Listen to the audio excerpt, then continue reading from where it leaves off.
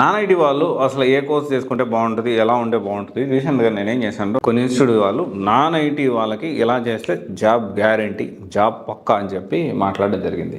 Open చేసి చూస్తే they talk about different things and ఏదో ఇంకా రకరకాలుగా చెప్పారు. అయితే ఇక్కడ ఏంటి అంటే జనరల్గా నాన్ ఐటీ వాళ్ళకి రెండు విషయాలు. నాన్ ఐటీ అంటే నాన్ ఐటీ నుంచి వచ్చిన వాళ్ళకైనా కెరీర్ గ్యాప్ వాళ్ళకైనా రెండు, ఎయిదర్ ఫ్రెషర్గా వెళ్ళాలి లేకపోతే ఎక్స్పీరియన్స్గా వెళ్ళాలి. అండ్ ఇక్కడ ఫ్రెషర్గా వెళ్ళాలంటే కంపల్సరీ ఇంటర్న్షిప్ త్రూ వెళ్ళడానికి ఇంటర్న్షిప్ అవకాశాలు ఉండాలి. And at the same time దాని నుంచి ఫ్రెషర్గా జాబ్ తెచ్చుకోవడానికి ఆపర్చునిటీస్ ఎలా ఉన్నాయని క్రాస్ వెరిఫై చేసుకోవాలి. లేదు ఎక్స్పీరియన్స్ పెట్టాలి అనుకునే వాళ్ళు, అంటే ఈ గ్యాప్ని నేను ఎక్స్పీరియన్స్ క్యాండిడేట్గానే వెళ్ళాలి అనుకునే వాళ్ళు, ఈ ఎక్స్పీరియన్స్ తగ్గట్టు ఈ 3 years 4 years ఎక్స్పీరియన్స్ పెట్టినప్పుడు అది మనం మేనేజ్ చేయగలుగుతామా లేదా, కోడింగ్ సైడ్ ఉందా నాన్ కోడింగ్ సైడా, ఇలా ఏంటి అంటే మల్టిపుల్ ఫ్యాక్టర్స్ అనేవి మనకు ఉంటాయి. జనరల్గా చూసుకుంటే చాలా మంది ఏం చేస్తారంటే ఈ నాన్ ఐటీ నుంచి ఇలా చేస్తే జాబ్ పక్కా వస్తుంది, అలా చేస్తే జాబ్ పక్కా వస్తుంది, అలా ఏం లేదు.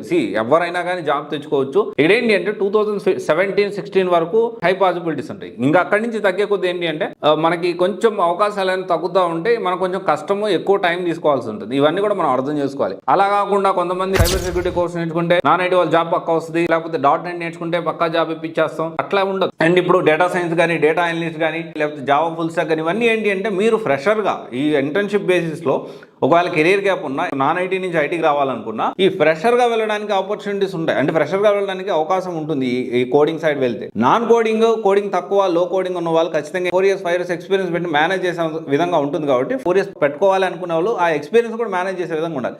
అలా కాకుండా ఏది చేస్తే అది చేస్తే అనేది కరెక్ట్ కాదు. తర్వాత కొన్ని విషయాలు మనం కన్సిడర్ చేసుకోవాలి. నాన్ ఐటీ నుంచి ఐటీకి షిఫ్ట్ అవ్వాలనుకునే కొన్ని విషయాలు, కాల్స్ ఉన్నాయా లేదా, ఫ్యూచర్లో ఉంటుందా, and at the same time మనకి సెట్ అవుతుందా, ఏ ఇంపాక్ట్ ఎలా ఉంటుంది, అండ్ ఆల్టర్నేటివ్ కాంపిటేటర్స్ ఎవరున్నారు, ఇప్పుడు ఒకటి నేర్చుకుంటే దానికి ఆల్టర్నేటివ్ ఇంకేమున్నాయి, బిజినెస్ లైన్ ఆఫ్ బిజినెస్ అర్థం చేసుకోవాలి.